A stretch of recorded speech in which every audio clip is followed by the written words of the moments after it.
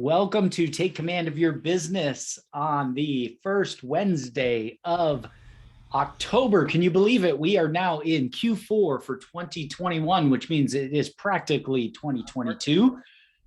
It is practically 2022, and we had a big announcement today, or a new release, I should say, not necessarily announcement. As you guys know, we do these classes on the first Wednesday and the third Monday of every single month for Northern California, Hawaii region, as well as Maryland, DC region. And we do not announce our topics ahead of time because we want to make sure that the topics on these classes are super relevant and timely. Today, just about 2 hours ago, we had a new release inside of Command, and it is a very welcomed release. A lot of people have been asking for features that were released today. They were highly requested items in ideas.kw.com, where we do our feature requests through our labs process here at Keller Williams. We had a whole new user interface rollout inside of our tasks, or our tasks applet. I'm going to actually share my screen here today, and I want to walk you through the changes that have made and why we've made the changes that have been made and what you should come to expect maybe in some other future releases and how to utilize this at the top of your game. I'm inside of Command and I clicked on the Tasks applet. Here you're going to see a pretty drastic change. Number one thing I want to point out, tasks now inside Command have priority levels. You can see here, all of my tasks are marked as medium priority. You can actually change the priority of tasks by clicking on a task or by using the bulk selector tool, and I can actually hit change priority. I could do high, medium, low, or no priority if I wanted to. By default, medium is the priority that gets assigned to any task that didn't already have a priority associated with it or anything that you had there. Moving forward, any new task that's created, you'll have the opportunity to create a priority level. I said that medium is the default. That's for Smart Plan tasks. However, when you go to create a task on the fly, it's going to have no priority level until you set a priority level. This is great. A lot of agents have asked for an ability to go through and quickly delineate or discern which tasks are most important for them to do. So adding a priority level, especially for teams where you might have 100 different tasks that need to be completed and 10 different people that complete those tasks throughout the day, they can quickly come in and sort the tasks by the priority level, or even filter the tasks by the priority level as well. So if you only have 5 minutes to make a handful of phone calls or do some things before you go out to a listing presentation, you can quickly jump into your tasks applet, quickly filter and say, just show me my high priority items so I can pound out 6 or 7 of those before I go to my listing appointment. Now, another feature that came along with this is what's called call tasks. Previously, prior to this release, the only way that we had call tasks is if you had a contact on a Smart Plan that had a call task associated with it. Many of you will know inside of Smart Plans, you can actually assign a call task. Thus, it would create a task for that contact, and it would show up with all the other tasks. The important thing to note is now you have the ability to create a call task without going and starting a Smart Plan that has a call task on it. The reason for this is we are working on rolling out the new Command app, previously known as Command Mobile. It's a new app that's going to be available on Android and iPhone. They're slated to release it this year. So we're looking at the next 60 days probably for Command app to release. One of the great features inside of Command app is when you go into your tasks in Command app, it's going to default view all of your call tasks. When you go in and open up tasks inside of Command app, it's going to show you all your call tasks. Why? Well, because you're on a mobile phone, it's going to assume that what you want to do is make some phone calls at this moment. Now, you can always default the tasks in Command app to say, show me all my tasks that are due or past due and anything associated with that. However, the people that were labbing the Command app loved the fact that all those call tasks just popped right up and you just tap on a phone number and it starts calling them right from your mobile phone. And then Command and Kelly know that you made a phone call because you completed that task inside the Command app. Almost immediately, when Command app started getting rolled out on a very controlled beta or with our labs teams, the users said, I want the ability to create a manual call task so that I can make better, higher leverage time using the Command app. So now when you come in and you create a task here, you can associate contacts with that task. I'm going to make a task for myself here really quickly. Search any of my contacts. I'm going to grab a contact here. I can associate multiple people to tasks, and that'll actually create multiple different tasks. So I'm going to create one for Joe as well. And let's go ahead and do that. And I want to mark these as call tasks. And I've got call contact, test call. Now I want to mark these as high. And I'm going to set these as due date today. I'm going to create those tasks. Now what you're going to see is we now have more tasks.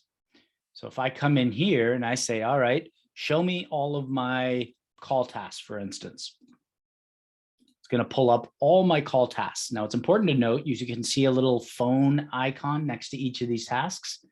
These are tasks that were created by a smart plan as call tasks. So I want to get in deeper and I want to say, show me just my call tasks that are high priority. There you can see the two tasks that I just created, one for Zach and one for Joe. Now, if I click on any of these tasks, it's going to pop up a little task modal.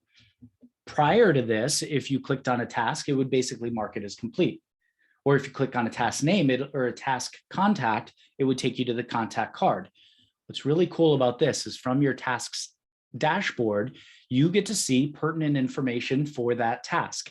How was that task created? This one was created by me, the agent, at 12:07 p.m. today. It is a call task. It's high priority. And I can then see some pertinent information from the contact card. So I don't have to jump all the way to the contact card just to get the phone number.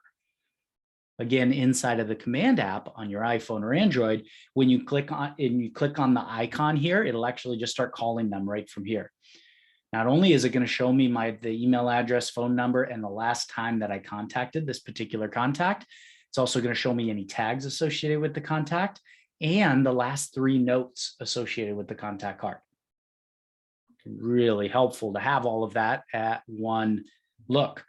I see Ron just typed into the chat box. Command just got so much better. I use tasks for every contact. Ron, I'm so glad that you found value here with these new tasks. Oh, I'm loving it. Fantastic, fantastic. All right, another cool part about these tasks, you can search for tasks by name. So let's say you've got a transaction coordinator that needs to go in and pull out every single task that has the letters TC in it.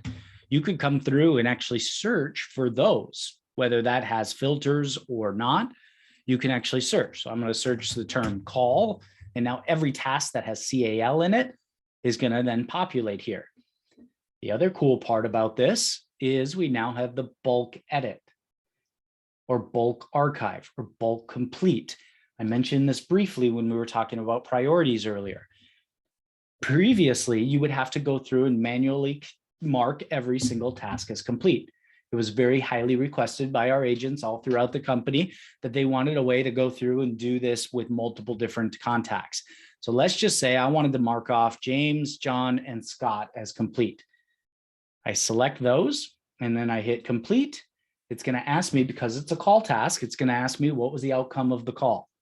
I would say I left them all a voicemail, and then I put in whatever description I want to here. What that will do is then add that to the timeline for each of these 3 that I called them, I left them a voicemail, and then any notes that I added with it. This is great to be able to do this in bulk action. We also see a lot of people that have old tasks. Maybe they created a smart plan that had a lot of tasks in it, and they realized that they got quickly overwhelmed with the amount of tasks. You can just quickly come over here and select all. You could do this with up to 50 tasks at a time, and you can bulk archive all the tasks, or bulk complete as well. If they're phone call tasks, then it'll ask you to do what the outcome of the call was. If it's just a standard task, it's just going to ask you if you want to bulk them or add them as complete.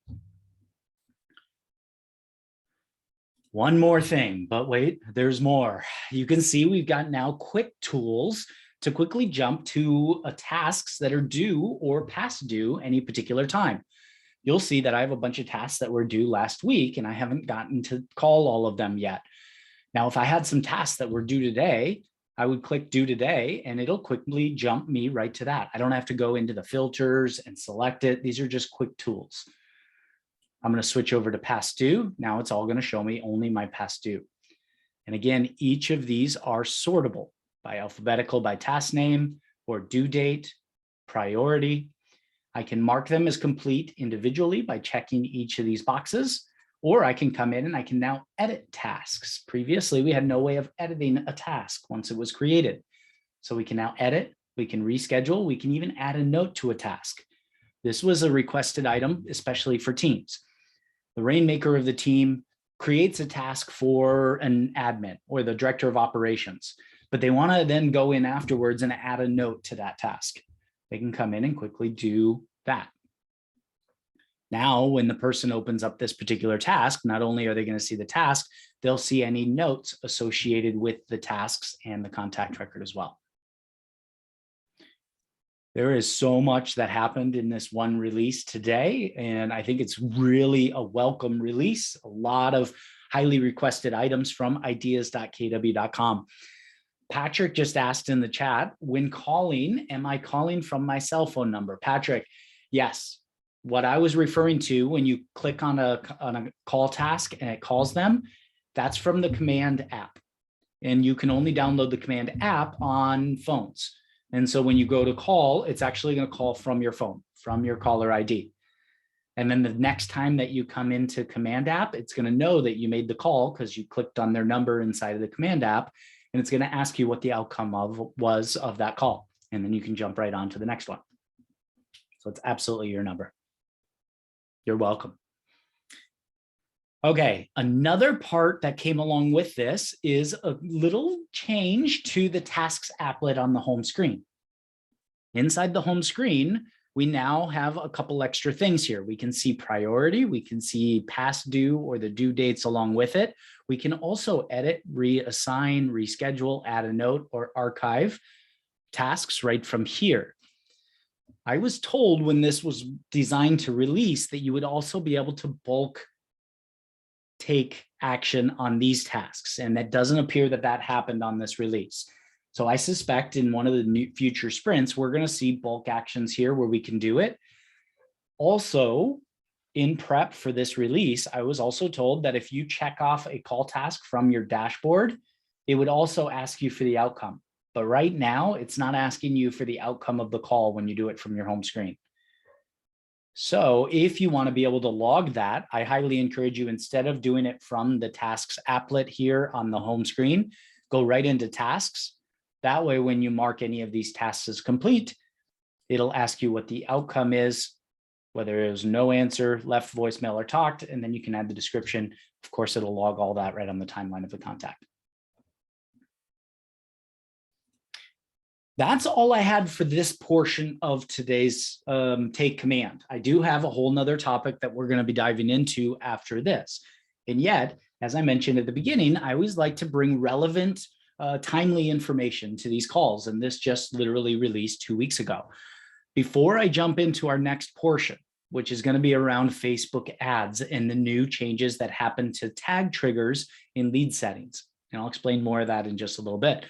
Before I move on to the Facebook ads best practices, what questions do you guys have, or any maybe ahas that you have based on this? You can unmute yourself, raise your hand, or type into the chat box.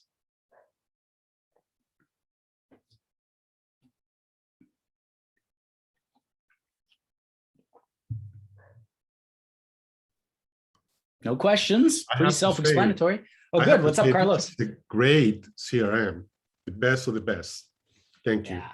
Oh, I wish I could take credit for it, Carlos. Thank you for being a part of this. Absolutely. Thank you. Absolutely. What we found in the labs process prior to this releasing, because we've been testing this for about 3 or 4 weeks now, it went really well. This was one of the labs that actually went almost flawless. Almost everyone that tested it thought it was very intuitive and it was very simple and it did exactly what they were expecting it to do, which was super helpful. Zach, I got a question. Yes.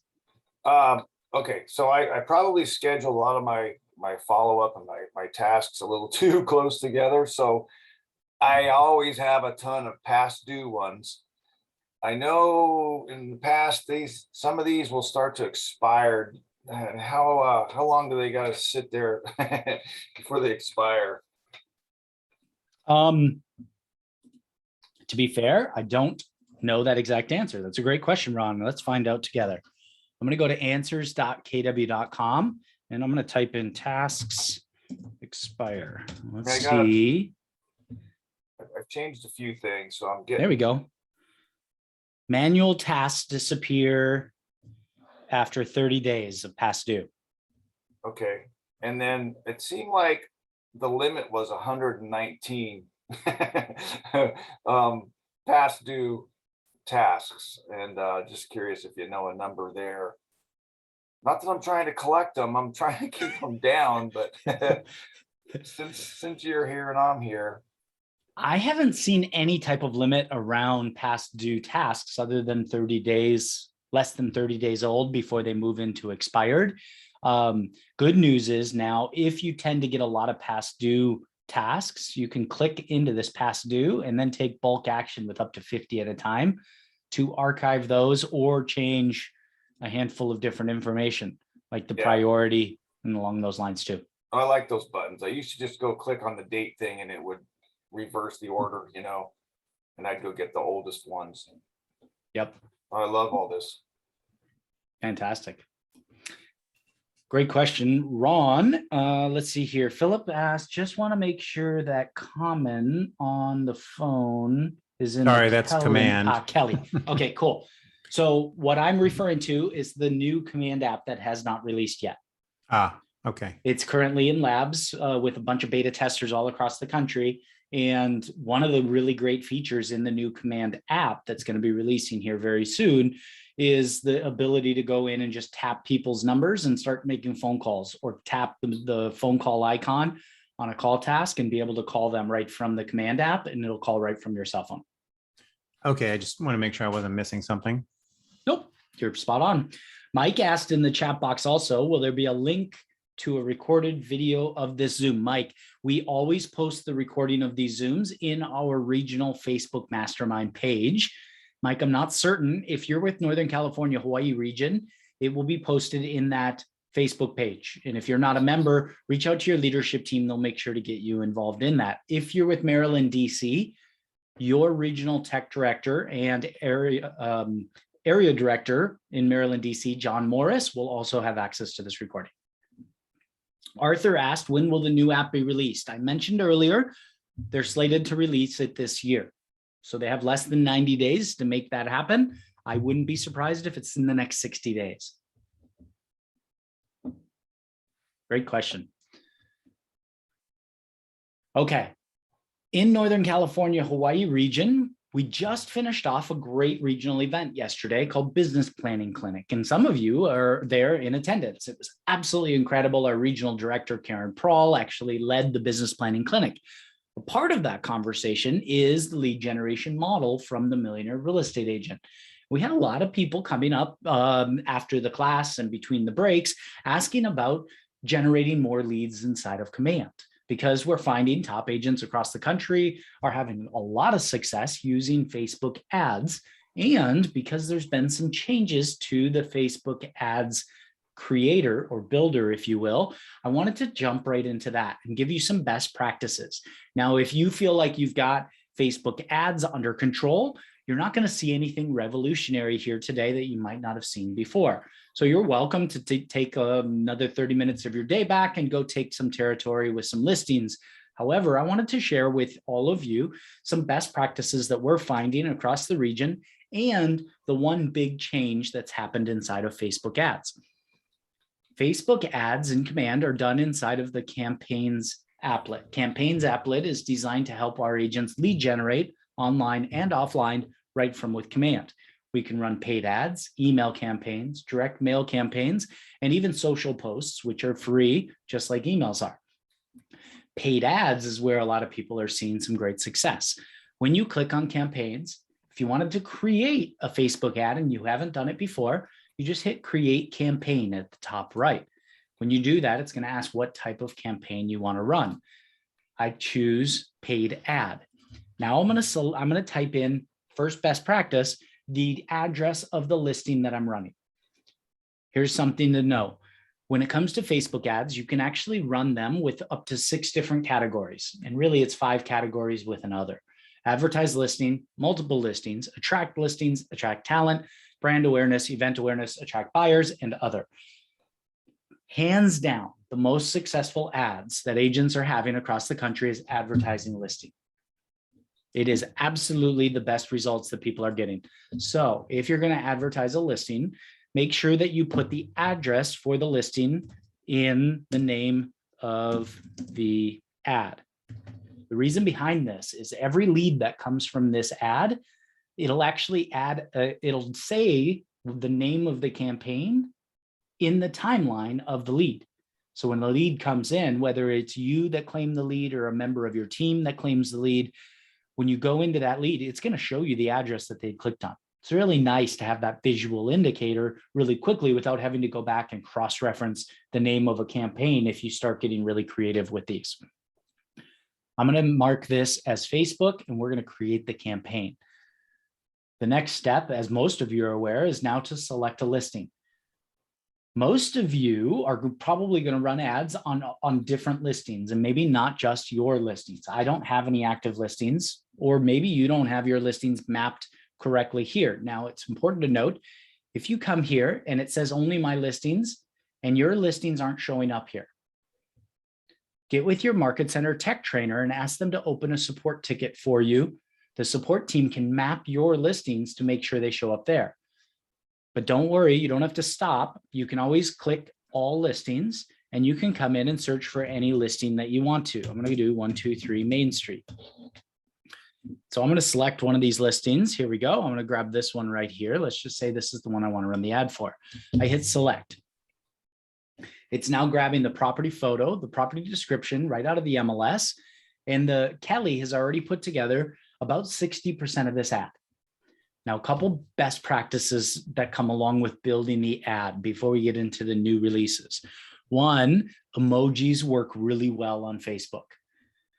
You can add emojis to your main copy by just coming right here and hitting the little emoji icon and then search for any emojis that you want.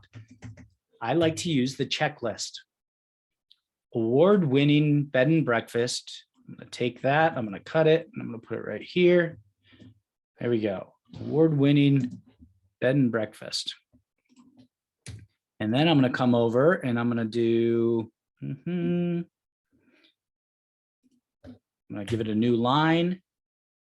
And I'm going to drop another emoji in there. By the way, there's another way to drop an emoji other than clicking this. When you have your cursor there, you can use your keyboard to type in a colon and then just type it in whatever you want to do as well. We got a little bug here where it keeps adding the emoji at the end. There we go. All right, so here you can see any emojis that you're adding are actually adding to the copy of the ad on the right-hand side. You have to put in a headline, keep it very short. Rule of thumb, usually the first sentence in the MLS is a great headline. Award-winning bed and breakfast in charming downtown Cambridge. Now that's too many letters or characters for this particular one. I would probably say just award-winning bed and breakfast. Let's see if that fits. Copy it. Okay, it's just too long. So I'm going to bring this back. Award-winning bed, breakfast. Can I get there? Oh, so close. Now that looks strange. So I might just change this to bed and breakfast, Cambridge.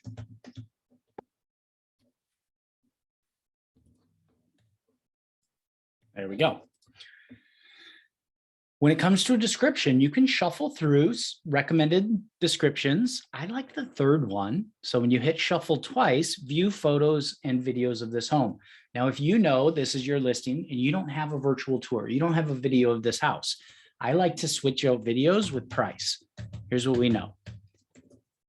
Anyone that clicks on this ad is really interested in how much it costs. This thing is really mad at me.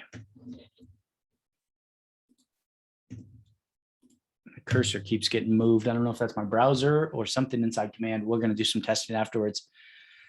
View photos and price of home. Notice the description shows up right there. Now, we're almost done with this ad. You could continue on, but I want to share one more best practice before we jump too much further down. It's best practice to grab multiple media images. By default, it's going to grab the first hero shot right out of the MLS. But if you click on media, you can hit add more. All of the MLS photos are then going to populate here.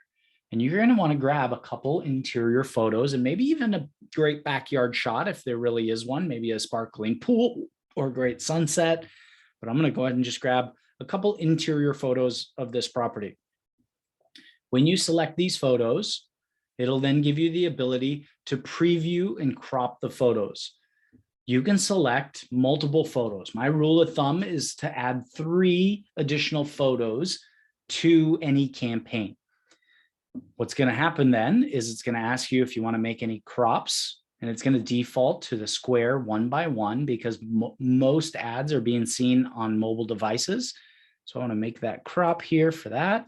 I hit save, and now you can see that it's created a carousel ad with the first photo and the second photo. The reason we recommend multiple photos on Facebook ads is because you don't know exactly how consumers are going to behave based on the photos. We as realtors might think that this picture showing the Cambridge house bed and breakfast is going to be the great call to action where everyone clicks. However, Facebook's algorithm is actually going to memorize everything that somebody clicks on. And if more people are clicking on the photo of the kitchen, Facebook's algorithm will actually hide the underperforming photo and put the better performing photo in front of more people, increasing your lead clicks and lead count and decreasing your lead cost. If you just put one photo in, then the algorithm doesn't get that ability to put the better performing photo in front of more people, and you could miss out on leads or cost per lead creep. So add multiple photos.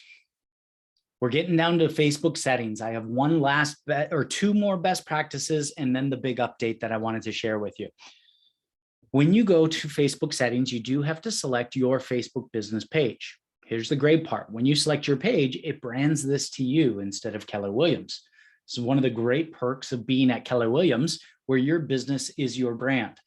So when you run ads inside Command, those ads actually run on your Facebook business page. So someone clicks on the ad or clicks on your title of your page, they end up on your page.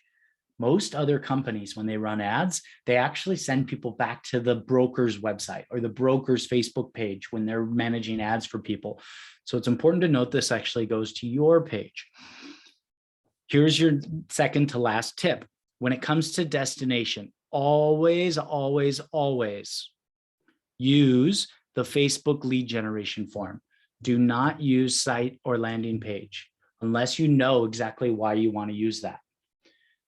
The reason behind this is because of our Facebook partnership. Facebook knows exactly who the lead is before they even click on the ad. So the moment that anyone clicks on any ad that you create inside Command, Facebook is going to auto fill out the lead generation form with their real name, their real phone number, and their real email address as authenticized by Facebook.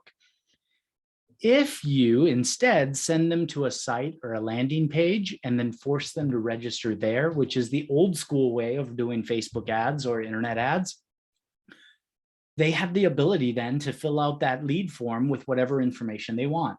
This is why internet leads typically have a bad rap. They come in as Yo Mama or Babe Ruth. Because Facebook's a partner of ours and we have the Facebook lead generation form, whenever you use or run an ad inside of Command and you use this Facebook lead generation form, Facebook is going to auto fill out the lead form with their authenticized information, which is really, really helpful. You do select the website. So if you want every lead to then end up on a landing page for that particular listing. You get to pick where they do end up, but you do want to make sure that you always use that Facebook lead generation form. I did say that there's one caveat to this, or if you really know what you're talking about or what you're doing, you may choose to do site or landing page. If you're running an ad and your sheer goal of the ad is to just get as many eyeballs as possible, in other words, you don't care if you collect people's information. This is strictly branding. You want to get this ad in front of as many people as possible. Site and landing page can be a good strategy for that. You'll probably pay less per impression by doing it this way than you will if you use the Facebook lead generation form. That said, about 95% of you are going to run Facebook ads with the sole purpose of getting as many leads as possible, which is why I say almost every time you should be using the Facebook lead generation form. Okay, the last tip before I get into our update under lead settings is duration and budget. I'm not hung up on how long you run a Facebook ad for. We found best practices all across the board. Some people have had really great success with 3-day ads. Others have had great success with 30-day ads. It's more about the budget per day than it is the duration. My rule of thumb for you, because we found, is when you set a budget of $5 a day, you'll tend to get the best results. And when I say $5, $5 or more. And please don't do a budget of $50 a day, unless you really are ready to spend $500 over the course of 10 days. It could work, but don't start there. Start at $5 a day.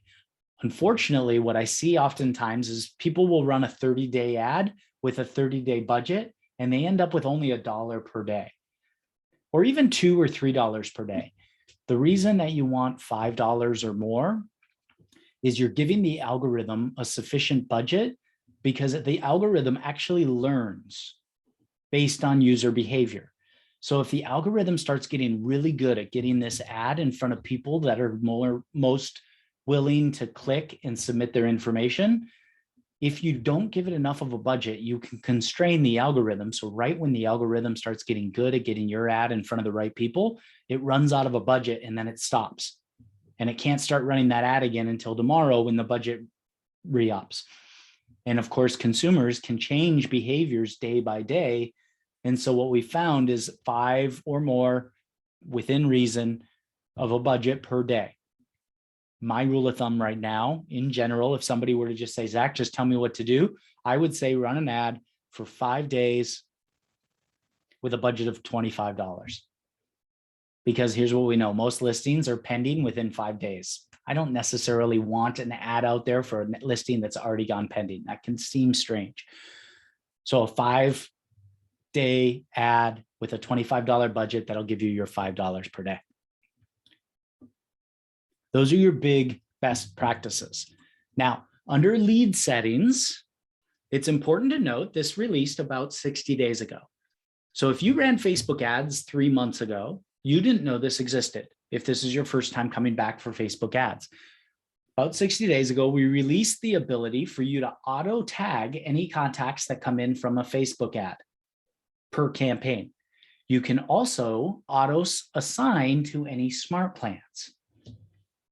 This is true automation. So when a lead comes in, they click on an ad, instantly Kelly will add the tag that you associate and then instantly add them to the correct smart plan.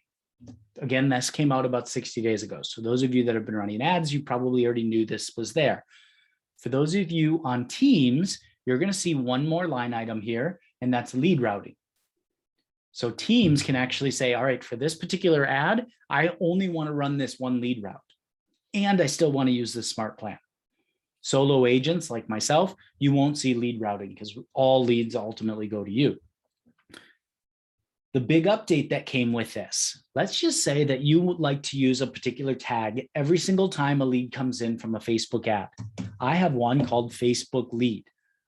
And so I've created a custom tag inside of my tags and command called Facebook lead. Now, when I select that tag, I actually have that tag trigger a smart plan. You guys that are doing smart plans know that you can trigger smart plans based on tags.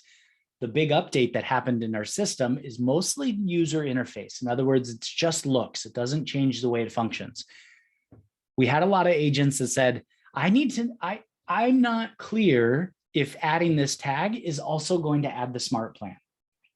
And so a lot of agents were adding a tag that was triggering a smart plan, and then they were coming in and also attaching a smart plan, like this one.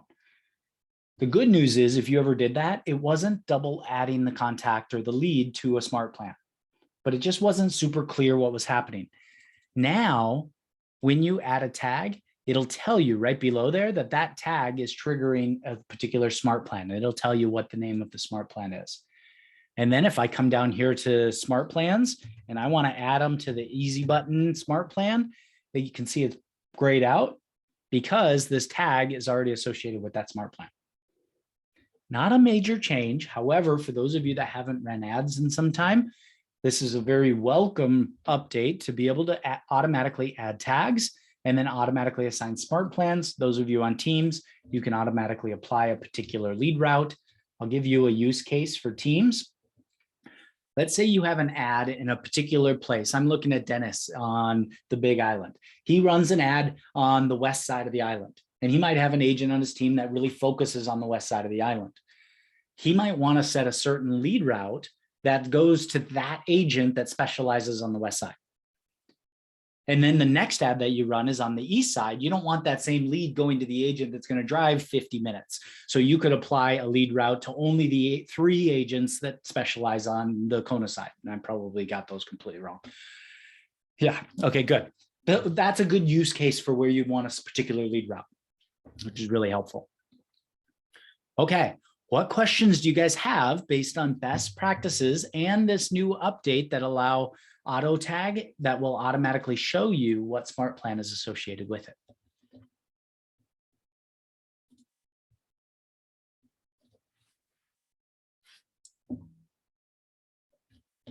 I see. Yes, Arthur answered Mike's question from a little while back about the Facebook group.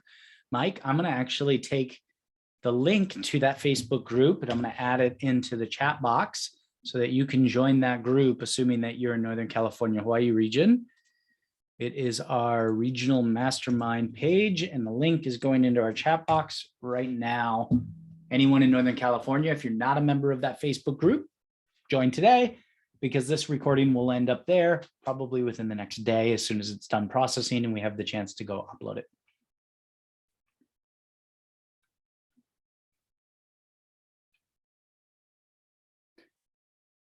Based on the silence, we don't have any questions based on what we have. And yet we have about 20 minutes left. What questions do you guys have? Just general questions. I'm going to stop recording